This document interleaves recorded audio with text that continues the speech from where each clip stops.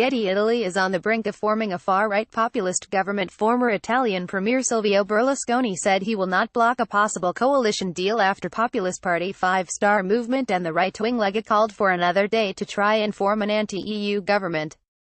A statement from the presidential palace said, "The Five Star Movement and Lega have informed the president that they are in talks to try to come to a possible government accord and that they need 24 hours to develop this initiative." Mr. Berlusconi said, "We will not oppose. We will evaluate this without prejudice.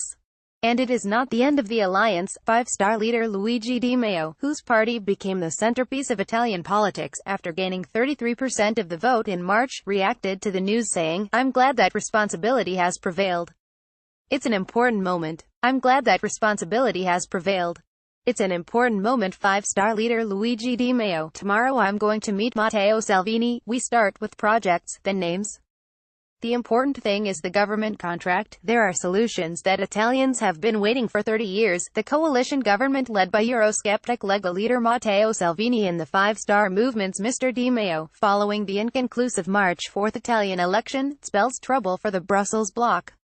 An agreement between the two leaders has failed to materialize until Wednesday as Mr. Di Maio refused to join forces with Mr. Salvini as long as the Lega leader remained in partnership with Italy's former PM Berlusconi. On Monday, Mr. Salvini asked Italian President Sergio Mattarella to grant him a mandate to form a government and end the political deadlock that followed the election held on March 4, which ended in a hung parliament.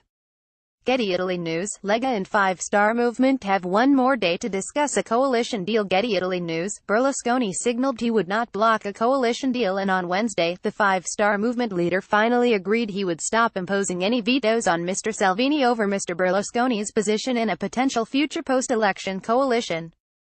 After thanking Mr. Berlusconi, Mr. Salvini stressed that, as promised, "We are working until the last hour to give birth to a government loyal to the Italian vote." Italian newspaper, La Stampa noted, Italy is getting ready, thanks to the external support of Berlusconi, to become the first country in Europe led by populist forces and with a marked anti-European rhetoric. Additional reporting by Maria Ortega.